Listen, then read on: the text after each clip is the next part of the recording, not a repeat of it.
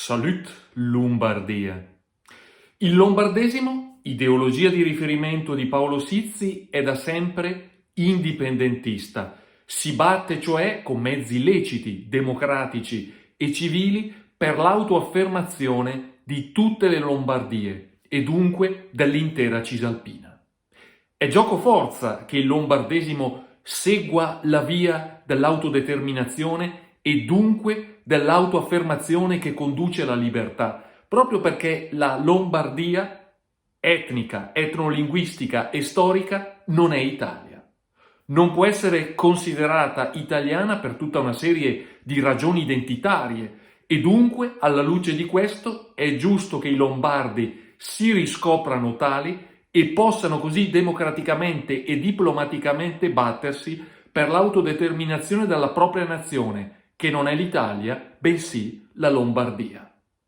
Il lombardesimo ha sempre posto enfasi e attenzione su questo aspetto, perché essendo etnonazionalismo alla lombarda crede fortemente nell'indipendentismo lombardo e dunque nel percorso di autodeterminazione di tutti i popoli lombardi.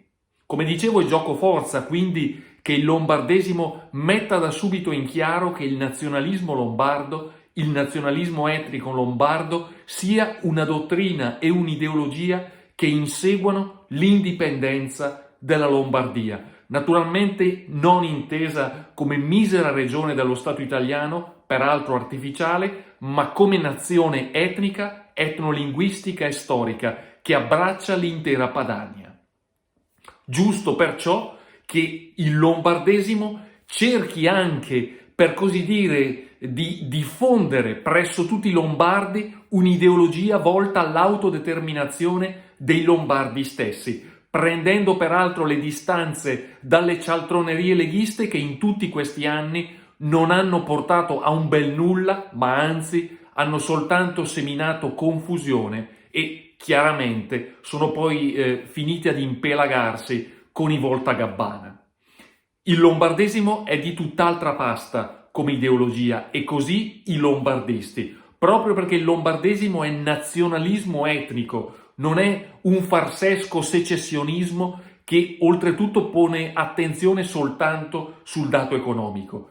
Il lombardesimo pone l'attenzione anzitutto sull'identità, l'identità etnica dei lombardi e dunque sangue, suolo e spirito. Il sangue del popolo, il suolo patrio, lo spirito che nasce dall'incontro dei primi due ed è cultura, lingua, civiltà, storia, etnoantropologia, indole, mentalità e via dicendo. Tutti elementi fondamentali nell'ottica dello sviluppo di un identitarismo che sia davvero etnico e che quindi metta attenzione e ponga l'accento su ciò che veramente conta per quanto concerne l'autodeterminazione di tutti i lombardi. L'economia, il lavoro, il fisco sono sicuramente importanti, ma non sono tutto e non sono più importanti del profilo identitario delle Lombardie. Ed è per questo che il lombardesimo, anzitutto, cerca di entrare in un'ottica völkisch, etnicista, che porti quindi tutti i lombardi a comprendere di essere tali anzitutto per ragioni di sangue, di suolo e di spirito, che è la triade identitaria e tradizionale fondamentale del nazionalismo etnico. E il lombardesimo è proprio questo.